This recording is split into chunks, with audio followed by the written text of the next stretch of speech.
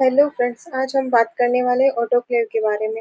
Autoclave क्या होता है, किसके लिए यूज़ किया जाता है, वो सब हम देखने वाले हैं। तो आइए देखते हैं ऑटोक्लेव के बारे में कि ऑटोक्लेव क्या है। ठीक है, ऑटोक्लेव एक मशीन होती है जिसका यूज़ करते हैं हम स्टरलाइजेशन के लिए।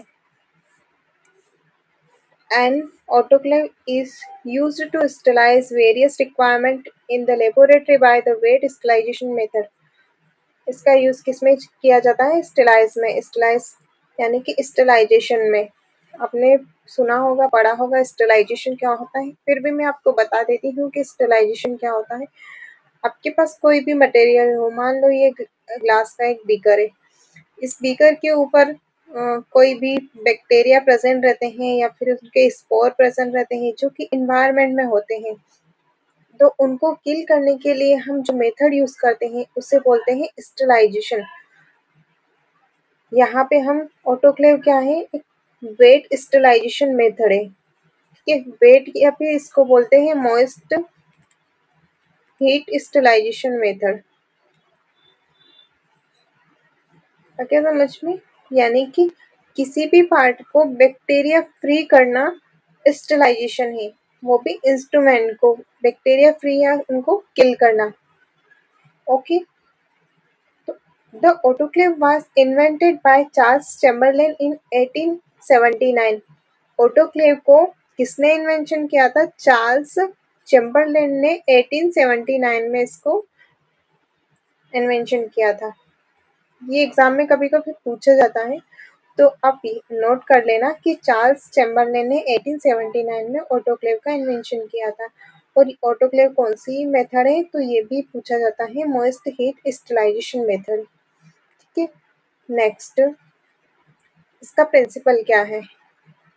ऑटोक्लेव का प्रिंसिपल क्या है? When water is heated in A close container. जब हम वाटर को हीट करते हैं किसी भी क्लोज कंटेनर में, वहां पे क्या होता है? Saturated steam is produce. जब क्लोज कंटेनर में वाटर को हीट करते हैं तो वहां पे सेचुरेटेड स्टीम प्रोड्यूस होती है। उस अंडर प्रेशर के अंदर सेचुरेटेड स्टीम प्रोड्यूस होती है। According to Boyle's law, Boyle's law के according when volume of the steam, ये एक लॉ है जो ऑटोक्लेव के ऊपर वर्क करता है। इस बॉयल्स लॉ क्या कहता है? When volume of the steam, जब हम स्टीम को एक वॉल्यूम में रखते हैं, इज केप्ट कांस्टेंट, और उसमें temperature directly proportional to pressure, pressure और टेम्परेचर दोनों डायरेक्टली प्रोपोर्शनल रखा जाता है और स्टीम को वॉल्यूम बढ़ाया जाता है। तो वहाँ ये कितना रखते हैं ये बता देती हूँ। At 15 LBS pressure 121 degree centigrade temperature can be obtain. जब हम 15 LBS pressure 121 degree centigrade temperature पर रखते हैं और 15 to 25 मिनट के लिए, तो वहाँ पे सारे बैक्टीरिया जो रहते हैं उनके प्रोटीन कोगुलेस हो जाते हैं। मैंने मेंशन भी किया है, most heat coagulates protein of the micro organism and thus kill all the living entities in 50 to 25 minutes. यानी कि मोस्ट हीट मेथड में हमारे जो सेल प्रोटीन है, माइक्रो ऑर्गेनिज्म के सेल प्रोटीन है, वो क्या करते हैं? कोगुलेट हो जाते हैं। यानी कोई भी माइक्रो ऑर्गेनिज्म है उसकी सेल के जो प्रोटीन है वो क्या हो जाएंगे? कोगुलेस हो जाएंगे, यानी वो क्लम्प बना लेंगे। क्लम्प बन जाएगा तो क्या हो जाएगा? 10 किल ऑन लिविंग, यानी कि लिविंग एंटाइटीज मतलब जो जीव है वो सब क्या हो जाएंगे? किल हो जाएंगे। कितने टाइम के अंदर? 15 to 25 मिनट में। तो बहुत सी बार एग्जाम में पूछा जाता है कि मॉइस्ट स्टेलाइजेशन में ऑटोक्लेव का कितना टेम्परेचर रखा जाता है, तो उसके लिए टेम्परेचर और प्रेशर पूछा जाए तो आप याद रखना 121 डिग्री सेंटीग्रेड 15 मिनट और 15 LBS या फिर 15 PSI। ठीक है, hot sterilisation steam is efficient mean the destroy. Hot sterilisation steam में क्या करते हैं? माइक्रो ऑर्गेनिज्म डिस्ट्रॉय हो जाते हैं, क्योंकि ये क्या करता है? बहुत जल्दी पेनिट्रेट, रैपिडली बहुत जल्दी पेनिट्रेट होता है। जो हमारे इंस्ट्रूमेंट का ठंडा पार्ट है उस पर गर्म steam latent heat is condenser on the cooler object, जब हम गर्म स्टीम उसके ऊपर जाती है तो वो क्या करता है, माइक्रो ऑर्गेनिज्म को डिस्ट्रॉय कर देता है। ठीक है, नेक्स्ट देखते हैं कंपोनेंट, इसमें क्या क्या कंपोनेंट यूज होते हैं। तो इसके अंदर बॉयलर यूज होता है, बास्केट यूज होता है, ड्रेनेज टेप यूज होती है, लीड यूज होता है, air outlet valve, safety valve, temperature गाज, प्रेशर गाज, ये सब चीजें इसमें यूज होती हैं। ठीक है, मैं आपको आगे समझा दूंगी कि क्या क्या होता है, फोटो में आप देख लेते हैं। प्रेशर गाज, प्रेशर गाज क्या होता है, जहाँ पे हमें 15 LBS या 15 PSI दिखता है, वो है हमारा प्रेशर गाज, हमें इसी में प्रेशर दिखेगा। ठीक है, सेफ्टी वाल्व, सेफ्टी वाल्व जैसे प्रेशर कुकर में एक सेफ्टी वाल्व लगा रहता है, छोटी सी डोर, आपने देखा होगा कि प्रेशर कुकर कैसे ढक्कन रहता है, उसमें हमारे यहाँ पे सीटी रहती है और यहाँ पे छोटा सा डोर रहता है, तो वो क्या है, वो सेफ्टी वाल्व है, जो एक्स्ट्रा एयर बनती है वो सेफ्टी वाल्व से रिलीज हो जाती है ताकि कुकर ब्लास्ट ना हो। वैसे ही सेम इसमें भी सेफ्टी वाल्व लगा होता है, ये प्रेशर कुकर की तरह ही काम करता है। उसके बाद नंबर थर्ड पे आता है एयर स्टीम रिलीज वाल्व। जब आपका ऑटोक्लेव कंप्लीट हो जाता है तो उसमें जो एयर रहती है उसको रिलीज करने के लिए यहाँ पे एयर स्टीम रिलीज वाल्व लगा रहता है। इसमें लीड रहती है रबर की और लीड लॉकिंग सिस्टम रहते हैं। उसके बाद स्टरलाइजेशन चेम्बर, ये एक पूरा चेम्बर है, इसको स्टरलाइजेशन चेम्बर बोलते हैं। यहाँ से हमें वाटर दिखता है कि कितना वाटर फिल हुआ, जब हम इस ढक्कन खोल के इसके अंदर पानी डालते हैं तो वो जो वाटर फिल होता है वो हमें यहाँ दिखता है। ठीक है, उसके बाद वाटर इंटेल ड्रेन वॉल्व, यहाँ से वाटर हम बाहर निकाल सकते हैं। ये एक स्टैंड है, यहाँ पे हीट एलिमेंट रहता है, वाटर इनसाइड इनसाइड में यहाँ पे एक जैसे कोयल लगा रहता है, जिससे हम पानी गर्म करने की जो रोड रहती है उसमें जो कोयल बना रहता है, सेम वैसे ही कोयल इसके अंदर भी लगा रहता है ताकि ये गर्म हो और पानी को बॉईल करे। उसके बाद यहाँ पे जो बास्केट रहता है वो हम यहाँ इसमें अंदर ही इस जगह पे रखते हैं। उस बास्केट के अंदर हम सारे इंस्ट्रूमेंट रख देते हैं, सारे इंस्ट्रूमेंट फिल करते हैं थर्ड फोर्थ पार्ट तक। कंट्रोल पैनल लगा रहता है, कंट्रोल पैनल ये इंडिकेटर, ऑन ऑफ स्विच के इंडिकेटर, स्विच ऑन, यहाँ पे टेम्परेचर दिखाता, एक डिस्प्ले लगी रहती है, उस डिस्प्ले में आपको टेम्परेचर और टाइम शो होता है, तो वो आप देख सकते हो। ठीक है, नेक्स्ट पार्ट देखते हैं, स्टरलाइजेशन बाय ऑटोक्लेविंग। कौन कौन से मटेरियल स्टरलाइज कर सकते हैं हम ऑटोक्लेव में, तो मटेरियल है इसमें syringe, needle, glassware, petri dish, test tube, specimen collection बोतल, पास्चर पिपेट, जो भी ग्लासवेयर है जो लैब में यूज होते हैं वो सारे ग्लासवेयर हम इसमें स्टरलाइज कर सकते हैं। ग्लव्स, गाउन, वो भी हम इसमें स्टरलाइज कर सकते हैं। ठीक है, ये सारे मटेरियल हम इसमें स्टरलाइज कर सकते हैं।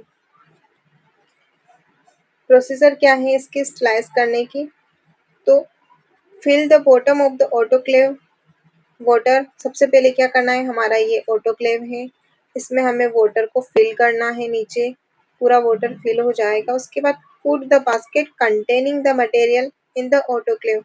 उसके बाद हमारा जो इसके अंदर जो बास्केट रहता है उस बास्केट में सारा सामान रखना है हमें, हमारे ग्लासवेयर जितने भी इंस्ट्रूमेंट वगैरह जो हमें स्टरलाइज करना है वो रखना है और वो उसमें रख देना है, इसके अंदर रखना है। रखने के बाद आप क्या करोगे, इसका ढक्कन इसको क्लोज करोगे इवनली और अच्छा टाइटली, और इसको अच्छे से क्लोज करना है। Open the air outlet valve, इसके ढक्कन पे ऐसा एयर आउटलेट वाल्व लगा रहता है, उसको हमें पहले थोड़ा रिलीज करना है, उसके बाद इसको स्टार्ट करना है। ठीक है, स्टार्ट करने के बाद जो इसके एयर आउटलेट वाल्व है, जब स्टीम आने लग जाए तो हमें उस वाल्व को क्लोज कर देना है। पहले ओपन किया, जब स्टीम आने लगे तो हमें इसको टाइटली क्लोज कर देना है। उसके बाद हमें वॉच करना है क्या, जो उसमें टेम्परेचर गाज लगा रहता है, रेगुलेटर लगा रहता है, उस पर हमें टेम्परेचर देखना है 121 डिग्री सेंटीग्रेड और प्रेशर देखना है 15 LBS प्रेशर देखना है उसको, और 15 मिनट के लिए हम रख देते हैं। जब हमारा प्रेशर 121 डिग्री सेंटीग्रेड टेम्परेचर पर 15 PSI या LBS आ जाता है, तब हम उसको कितनी देर के लिए रखेंगे, 15 मिनट के लिए उसको स्टे करके रखेंगे। उसके बाद हमें टर्न ऑफ द हीट, उसके बाद हमें बंद कर देना है। ठीक है, 15 मिनट के बाद बंद करना है। ऐसा नहीं कि आपने ऑटोक्लेव को स्विच ऑन किया और 15 मिनट काउंट करके बंद कर दिया, ऐसा नहीं करना है।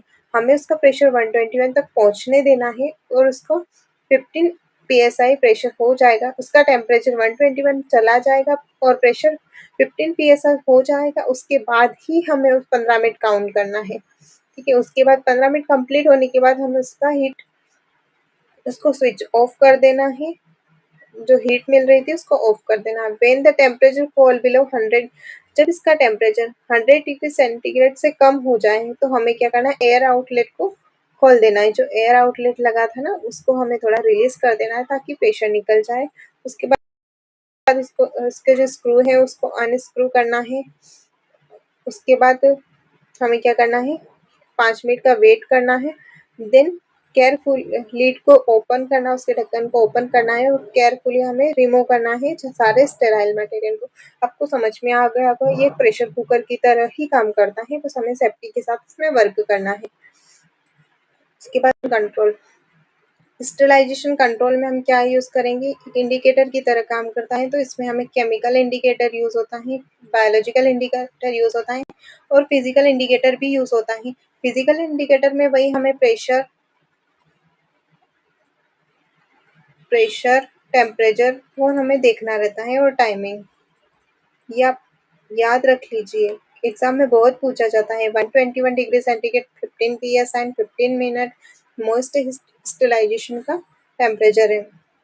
केमिकल इंडिकेटर में टेप यूज होती है जिसको बोलते हैं ऑटोक्लेव टेप। ऑटोक्लेव टेप एक ऐसी टेप होती है, इस टेप को हम किसी भी इंस्ट्रूमेंट के ऊपर ऐसे चिपका देते हैं। जब उसमें सामान रखते हैं उस सामान के ऊपर चिपका देते हैं तो वो जो टेप का कलर है वो क्या होता है, ऐसे उसमें लाइनिंग बनी होती है, लाइनिंग वाइट कलर की होती है तो बाद में वो ब्लैक कलर की हो जाती है। तो मतलब हमारा जो जितना भी सामान रखा था वो अच्छे से ऑटोक्लेव हो गया है, तो वो होता है हमारा केमिकल इंडिकेटर। ब्राउनिश ट्यूब होती है, ब्राउनिश ट्यूब ऐसी रेड कलर की एक ट्यूब रहती है केमिकल से भरी हुई। उसके बाद जब हम ऑटोक्लेव के लिए रखते हैं, ऑटोक्लेव कंप्लीट होने के बाद उसका कलर हो जाता है ग्रीन। ठीक है, तो ये रेड वाली ट्यूब ग्रीन हो जाएगी, मतलब हमारा ऑटोक्लेव कंप्लीट हो गया है। और सबसे मेन इंपॉर्टेंट होता है इसमें बायोलॉजिकल इंडिकेटर।